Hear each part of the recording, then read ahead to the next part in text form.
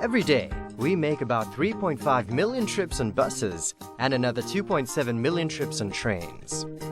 And as Singapore develops, so does our transportation system.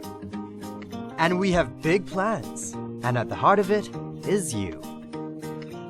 We've listened to your feedback and pulled in many of your ideas. You've told us you value 3 aspects of travel the most. More connections to get you to places, better service including greater reliability, comfort and convenience, and a livable and inclusive community where we keep everyone in mind.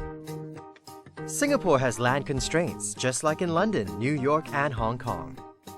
Roads already account for 12% of our valuable land surface, compared to housing, which takes up 14%. So for us, public transport is without doubt the most space-efficient and environmentally sustainable mode of travel.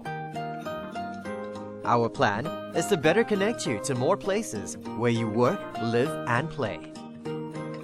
And the good news is, by 2030, Singapore's rail network will double to about 360 kilometers from 178 currently.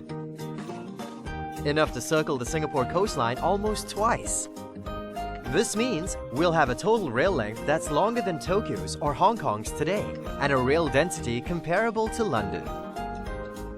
A new cross-island line will link Changi directly with Jurong, and the new Jurong region line will connect you to more places in the west.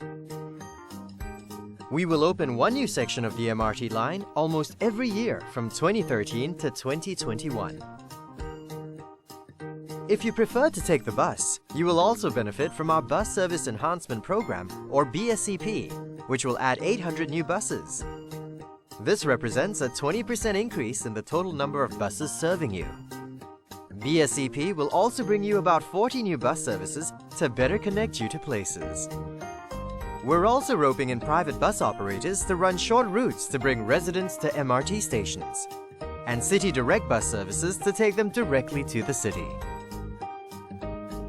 Soon, you won't have to worry about the heat or sudden downpours. By 2018, sheltered walkways will stretch 400 meters from all existing MRT stations compared to just 200 meters today. Cycling to the nearest MRT station, food center or library in your town has never been easier, as we expand the cycling path network to over 700 kilometers to connect you everywhere. Fancy shopping, commuting and dining all at the same place?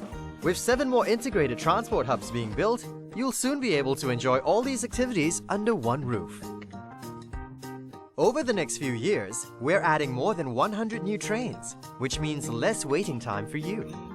Our train fleet will increase by 30% for the North-South, East-West lines, 60% for the Circle Line, and 70% for the North-East line.